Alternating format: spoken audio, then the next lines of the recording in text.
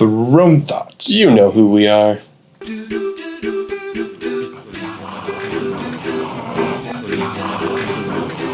Here again for another episode of Throne Thoughts. This is where we talk about thoughts that you have while on the throne. We're being led out today by Mr. J Time. What you got for us, Justin? So, I was thinking the other day, back to a personal experience that I had last year. Basically, I got the hiccups for 3 days straight.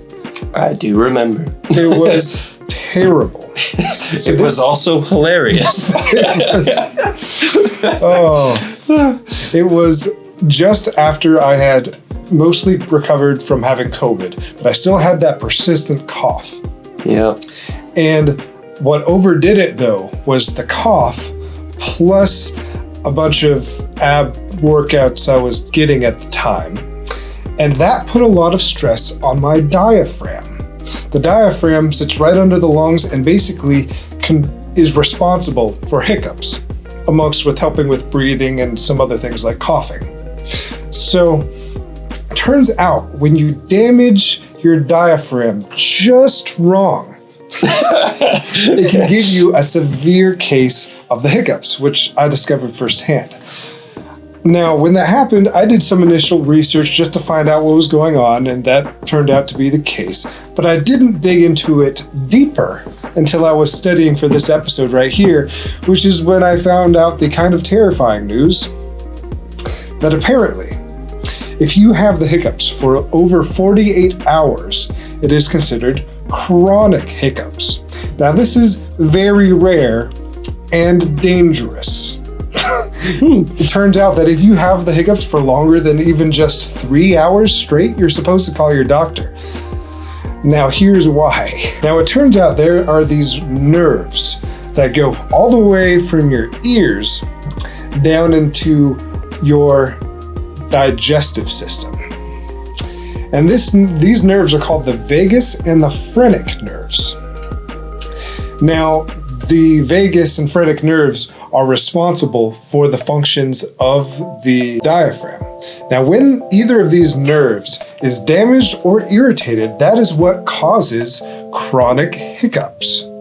Now, the issue is that if you damage these nerves enough, that can cause big problems because these nerves are responsible for your heart, your lungs, your diaphragm, of course, amongst other things, including the entirety of your digestive system. Your stomach, your intestines, your liver, all of the things that you don't want to be messed up can be messed up if you damage this nerve too much.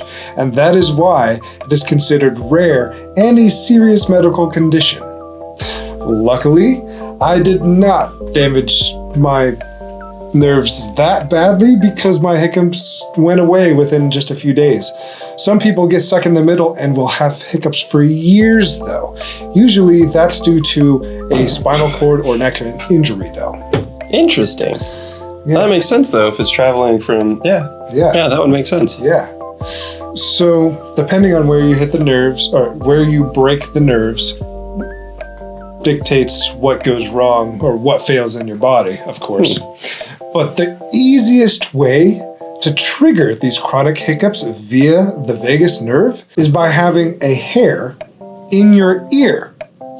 If the hair tickles the membrane in your ear just right, the vagus nerve is so close to the surface of your ear that you can get chronic hiccups until you remove the hair. That is also the reason why your ear is so sensitive and why everybody hates wet willies.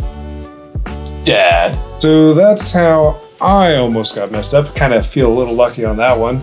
And I'm okay, obviously. But what is your throne thought for today, Zach? All right. So I was living in North Carolina. There was a species of orb weaver spider that were like maybe about that big, about that far across. They were fairly large. They were like white and yellow and black, and I'll put it on screen for you guys. I don't have a picture for him. They're really big and kind of pretty. Also kind of disgusting because spiders are gross. Spiders are cool. But its web because it's such a big spider, it needed to carry a little bit more weight on it. It was thick enough that you could kind of see a little bit of a color tinge to it. It was a little bit greenish, which was just interesting to me. And it got me thinking, because there was a lot of really interesting spiders there in North Carolina. And it got me thinking about spiders' webs, and I wondered whether or not spiders decorate their webs, like artistically decorate them. What I found was, while it is an anomaly, spiders do decorate their webs. They do. Not all species, and it is debated the reason why. And they do it in different ways. So the ones you're looking at right here, kind of spiral-like. And one theory with these types of things is that it is to hide the spider. So the spider will go on the other side of that little target, ironically, and hide, making it less visible to insects who might be flying into the thing. Right, like I totally can't see that there's a spider there. Is there a spider there? Yeah, on both of them. There are spiders there. It totally works. Yeah. That's really smart. Yeah. And that's not the only one. So there's this very intricate one, and this actually is incomplete, but what this spider will do, it's one of those spiders that has its legs out like an X. And the theory here that many scientists believe is that they put that there as like the opposite of camouflage. Right. So that birds and other things will not accidentally fly into the web and mess it up. Oh. Yeah. Which I think it's ironic because spiders are bird food and they're like, hey, I'm here, don't. Watch out. They give themselves a big X and they give themselves a target on their back. But I guess it works if that's what evolution told them to do. Yeah. But there are even other, there's the X and the spider hiding on the X. But there are even more different designs that I don't have pulled up here.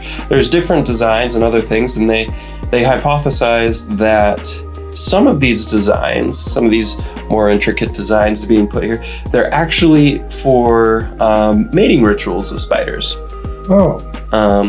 Yeah. So the other spiders will see the webs and be enticed by the webs.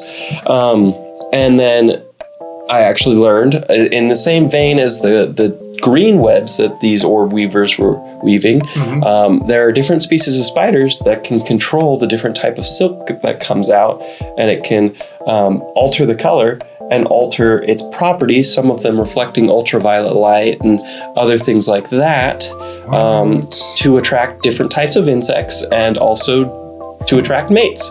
And it will create little designs on the webs that aren't visible to the naked eye, but are to insects. That is really cool. Yeah, so little Picasso spiders. Nice. Yeah, we're gonna have to have like a jumping spider episode because I hate all spiders except jumping spiders because they're adorable, but all the rest, disgusting. Well, we hope you enjoyed that episode of Throne Thoughts. If you have any thoughts from your throne, make sure and post them in the comments below, because later on we're going to be doing a bonus episode with your personal throne thoughts. And the last one went pretty good, so let's get those down there. Now go away.